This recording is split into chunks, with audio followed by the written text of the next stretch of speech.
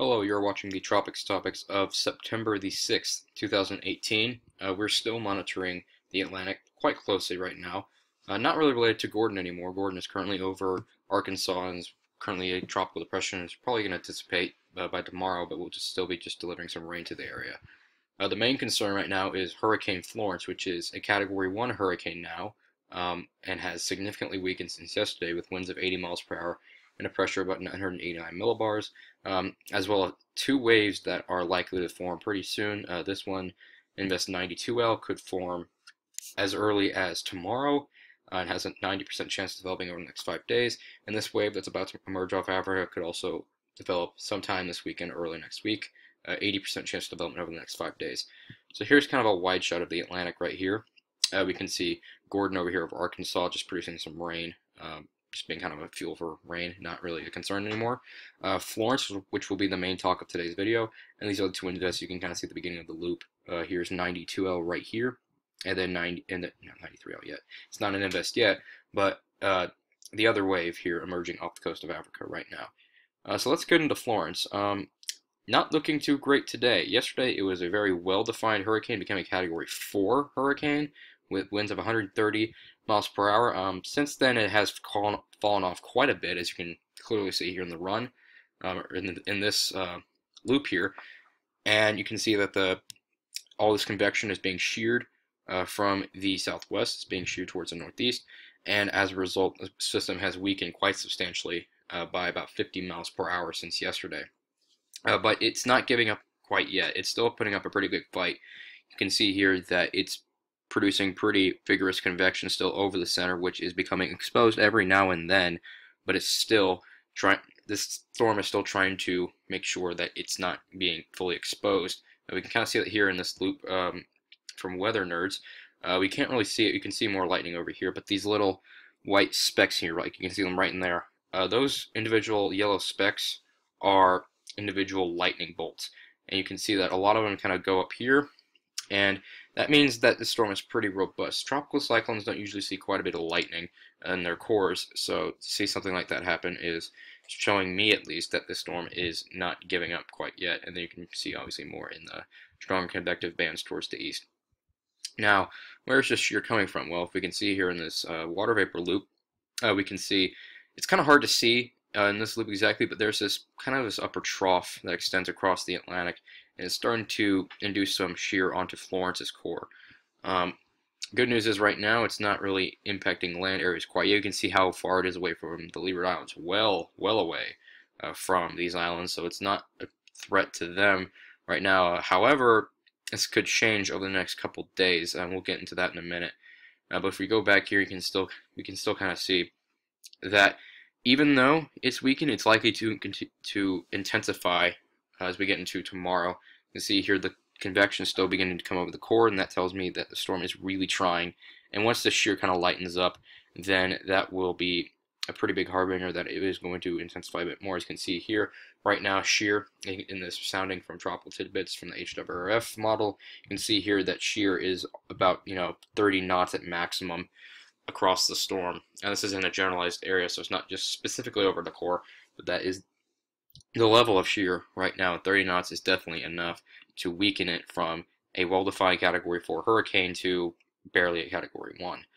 Now let's look at the ECMWF model. Now, this is where things are going to be a bit hairy, so I want you to please not focus too much on the exact positioning, because this storm, we really do not know anything about where it's going. If you see you're going to see some things online potentially that'll say otherwise, but we really do not know where this is going. So take everything I say here with a grain of salt, because the forecast for this storm, it has a higher than normal amount of uncertainty, and that's saying a lot.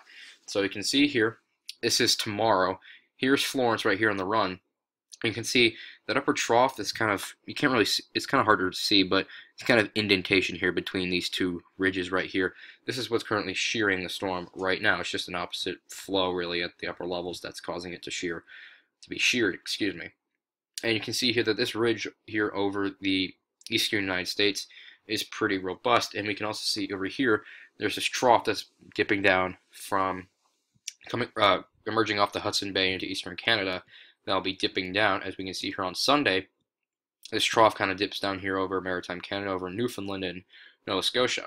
Now, typically, a storm that is in Florence's position would run into a trough like this and recurve out to sea. Because if we go back to this wide shot water vapor loop, you can see here that it's very far away from land. It's halfway between basically the Leeward Islands and the Azores, maybe a tad bit closer to Leeward Islands. But anyway, storms in this position pretty much always recurve on out to sea and don't impact any land areas at all, except for maybe the Azores.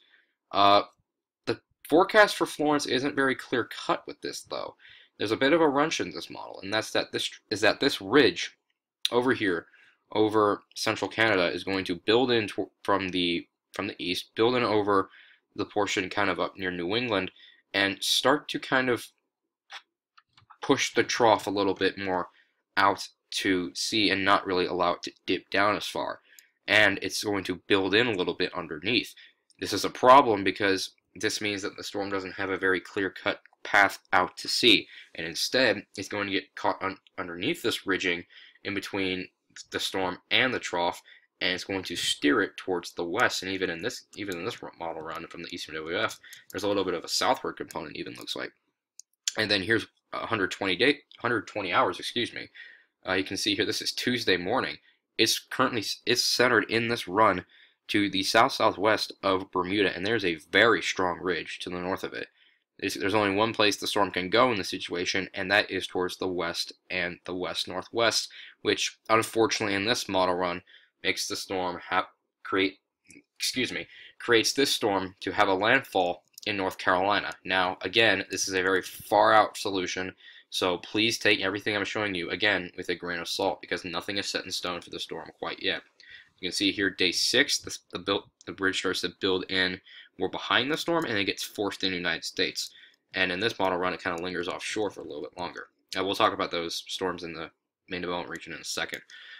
And that's just the European model run. And here is the GFS run showing a similar situation, that the ridge over here over Canada starts to build in from the west, pushes east, and forces this trough out and saying that it cannot pull Florence out. This model run doesn't have it moving a bit closer to Bermuda, and Bermuda is the area of land that we're going to have to watch for impacts first, as opposed to the United States. And as you can see here, the GFS wants to bring it into the United States as well, but that model run is even farther out than the Euro run. So either way, Florence is a storm that we have to keep a very wary eye on for the next at least 5 days, and until say Sunday and Monday are going to be 2 crucial days, because this is when the trough starts to dip down into Canada, and by Monday we will know for sure that if the ridge is strong enough, then it will force this trough out and will not allow Florence to just recurve harmlessly out to sea, with the exception of potentially an impact to Bermuda or Newfoundland. That does not seem to be the case here. By Monday we will know. If the trough fails to pull Florence out to sea, then the chances of this thing getting jammed in the United States go up a lot. And I don't say this to scare you, I'm saying this to let you know that this is a potential that could happen, and something that you need to be paying very close attention to, because if the storm does impact the United States, there could be some serious problems. Again, very far out into the future, so you do have time to prepare. And so here's the National Hurricane Center forecast going right here. You can see that even 5 days out, this is Tuesday, it's still in the vicinity of Bermuda.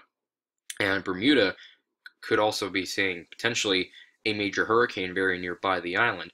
So they need to be very vigilant to the storm as well, though fortunately, for them at least, the cone has been shifting south in recent advisories. Now, you can see here, this is still 5 days. Nowhere in the United States is within the cone yet. So you still have a week plus to prepare for this storm, and considering that by the time it's going to be moving near Bermuda, it's going to be the peak of the season. So always have your hurricane preparations ready just in case. We really have no idea where the storm is going. Just to prove that to you, here are the ensembles from the GFS, all showing it kind of moving on out to sea. This one seems a bit more clear cut, but then here's the Euro. Literally a huge range of solutions here, that all of which need to be taken, with some sort of merit, because even if the storm moves in this general direction like it's supposed to, it could still curve on out to sea somehow. It could move a bit farther south, there is a huge, wide range of tracks where the storm could possibly go. So for now, we just need to keep an eye on Florence and not be too worried just yet. But again, just making sure that the better situation would be for the storm to obviously recurve. But at this point, that does not seem like it could be the case.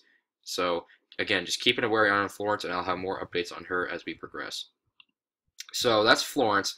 Moving on to the two waves in the main development region, I'll specifically be talking about Invest 92L here, which you can see is a pretty well-defined wave. It's still kind of elongated in nature with its convection, although it does have a generally closed low at the surface. You can see here in this ASCAP pass from earlier, you can see that the circulation is closed but elongated and pretty broad, and the convection isn't very consolidated either.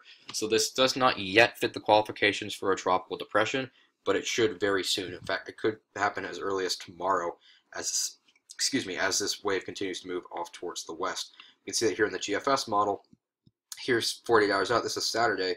We have a bona fide tropical storm in the main development region that's going to just continue to move towards the west. And you can see even behind that, this is the wave that's emerging off Africa. The model already has this one as a tropical storm. I don't know if that will be the case quite yet, if it's going to develop that quick, but it easily could. Now, in terms of 92L, this is a storm we might need to watch in the future for the Lesser Antilles. Now, again, just like Florence, it's a very long way away, so anybody in the Lesser Antilles can get their hurricane preparations ready now, just in case the storm does come up and, impact you potentially. And as you can see in this run, this is a week out.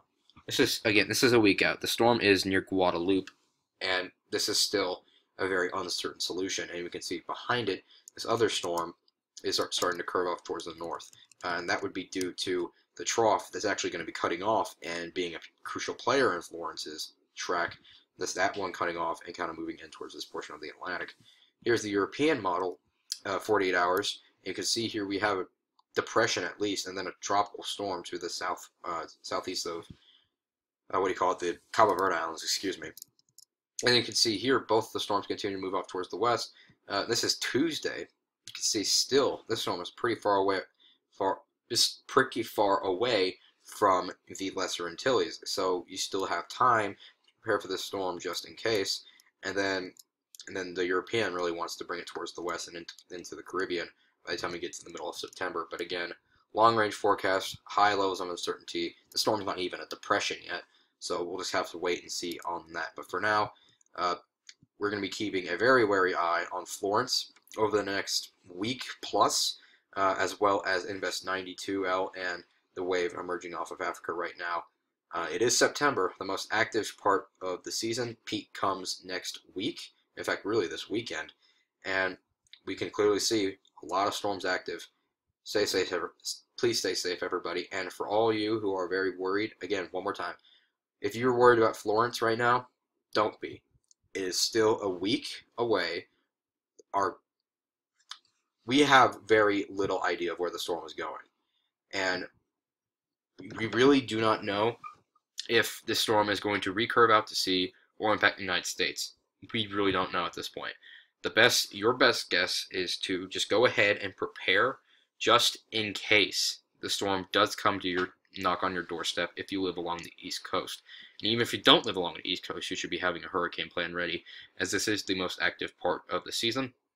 And we could see quite a few more tropical systems coming in and impacting you. As you can see, it doesn't take a hurricane to cause significant damage. Gordon was just a tropical storm that moved into Mississippi Tuesday night and caused a significant amount of rainfall in Alabama and Florida. So again, just be prepared and just stay safe, everybody. All right, that's it for now. Thank you for watching, and don't forget to stay weather alert, especially during this time.